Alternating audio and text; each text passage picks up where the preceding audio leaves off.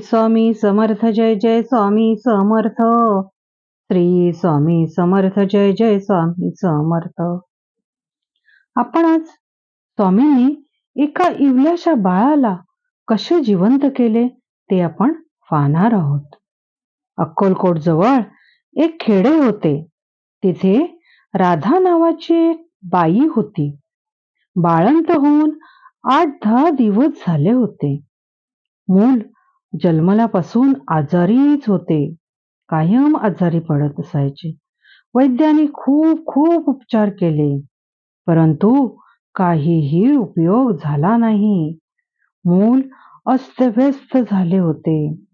राधा स्वामी भक्त होती. शेवटचा उपाय करून पाहूया म्हणून ती आपल्या अत्यवस्थ मुलाला पांघरुणात गुंडाळून स्वामींपाशी आली आणि मुलाला स्वामींच्या चरणावर ठेवले. म्हणून मुलाच्या डोक्यावरचे पांघरून तिने काढले, तेव्हा तिच्या लक्षात आले की मूल मृत झालेले आहे. आणि हे तिच्या लक्षात येताच राधाने अकांत मांडला. हमसून हमसून ती रडू लागली. ती महाराजांना म्हणू लागली, स्वामी, तुम्ही माझे तारणहार आहात. अत्यवस्थ मुलाला तुमच्या पायावर घालावे म्हणून 6 कोस मी चालत आले आहे. मुलाला घेऊन तुमच्या चरणावर ठेवण्यापूर्वीच माझे मूल मरण पावले. मला या संकटातून सोडवा. मला माझे बाळ परत हवे आहे ओ स्वामी. हा असा बाईचा खूप आकांत मांडला होता बाईंनी. माझे मूल मला परत हवे स्वामी, माझे मूल मला परत हवे स्वामी. बाईचा आकांत एवढा व्याकुळ करणारा होता की सेवेकरी सुद्धा द्रवले होते.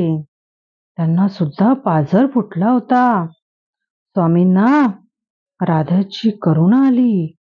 स्वामींनी बाळाला हातात घेतले, मुलाचे पाय धरले आणि एका विलक्षण वेगाने स्वामी बाळाला गदा गदा गरा गरा फिरवू लागले. समोर एक चर खणलेला होता. त्या खड्ड्यात स्वामींनी मुलांना फेकून दिले आणि त्या क्षणी काय चमत्कार झाला तर त्या मुलाने जिवंत होऊन रडून रडून रडून रडून आकांत मांडला होता. आणि त्याचे ते रडणे ऐकून राधेचा आनंद गगनात मावेनासा झाला होता. स्वामींनी आपले मृत मूल जिवंत केले याचा तिला एवढा आनंद झाला होता की तिने स्वामींचे चरण आपल्या आनंद अश्रूने धुवून टाकले होते. वारंवार पाया पडू लागली होती. म्हणू लागली, स्वामी, तुमची माझ्यावर कृपा झाली.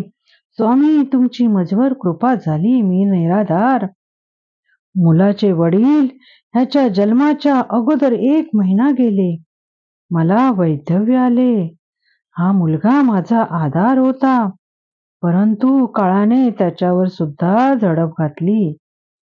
तुमची कृपा झाली आणि वंशाचा दिवा विझला होता तो पुन्हा प्रकाशमान झाला. स्वामींनी राधेवर कृपा केली होती, परंतु गावातले एक तरुण द्वाड टोळके तिथे उभे होते. स्वामींचे कट्टर वैरी होते ते. त्यातला एक जण पटकन म्हणाला, मूल जिवंतच होते.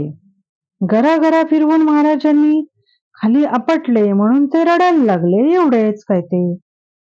स्वामींनी त्या उपद्व्यापी तरुणाकडे भेदक नजरेने पाहिले, मात्र त्या तरुणाचा जीव कासावीस झाला.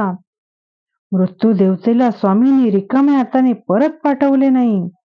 मृत्यूदेवतेला रिकामा फास त्या व्रात्य तरुणाच्या गळ्यात पडला होता आणि तो व्रात्य तरुण मरण पावला होता.